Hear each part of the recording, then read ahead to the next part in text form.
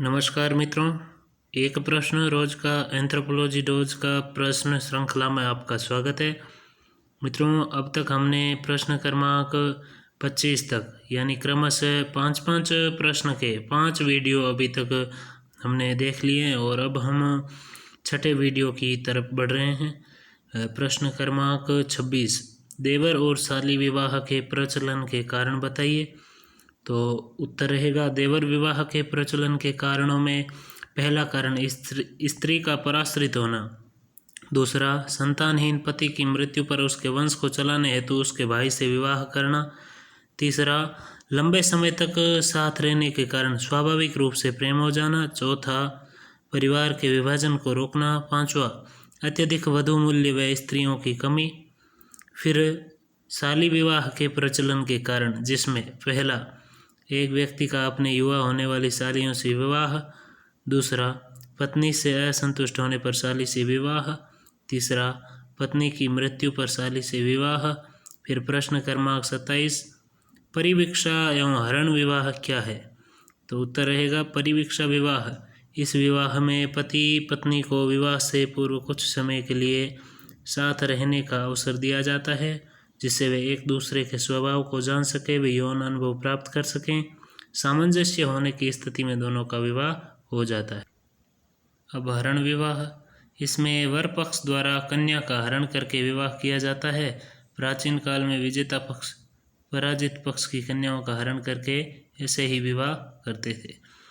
परीक्षा विवाह या सेवा विवाह से आप क्या समझते हैं। परीक्षा विवाह, इसमें पुरुष के साहस व शौर्य की परीक्षा ली जाती है। इसमें खरा उतरने पर कन्या से उसका विवाह करवा दिया जाता है।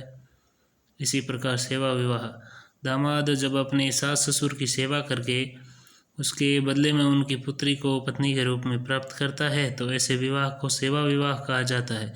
कुछ जनजातियों में विवाह से पूर्व भावी दामाद को सास ससुर के घर पर रहकर उनकी सेवा करनी पड़ती है, तब विवाह संपन्न होता है। इसी प्रकार प्रश्न क्रमांक 29, बहुपति विवाह के लाभ व हानियाँ बताइए। तो लाभ में पहला लाभ है पैतृक संपत्ति का विभाजन नहीं होता, दूसरा जनसंख्या सीमित रहती है, तीसरा परिवार में स्त्री का सम्मान होता है, चौथा जीविका अर्जित करने वाले सदस्यों की संख्या अधिक रहती है। हानियों में स्त्रियों का स्वास्थ्य गिर जाता है, दूसरा समूह में प्राय अनैतिकता बढ़ जाती है, तीसरा इस प्रथा के कारण संतानों की संख्या कम हो जाती है, चौथा कई बार यह परस्पर कलह व संघर्ष का कारण भी बन जाता है। प्रश्न क्रमांक 30, परिवार से आप क्या समझते हैं अथवा परिवार को परिभाषित कीजिए। तो इसका उत्तर रहेगा, परिवार का अर्थ, परिवार दो विषम लिंगियों का समूह है, जिसमें पति पत्नी एवं उनके अविवाहित सदस्यों को सदस्यता प्राप्त होती है। लूसी मेयर के अनुसार परिवार एक गृहस्थ समूह है जिसमें माता पिता व संतान साथ रहते हैं। इसके मूल रूप में दंपति व उनकी या उसकी संतान रहती है। मैकाइवर पेज के अनुसार परिवार पर्याप्त निश्चित यौन संबंधों द्वारा परिभाषित एक ऐसा समूह है जो बच्चों के जनन व लालन पोषण की व्यवस्था करता है। बहुत बहुत धन्यवाद।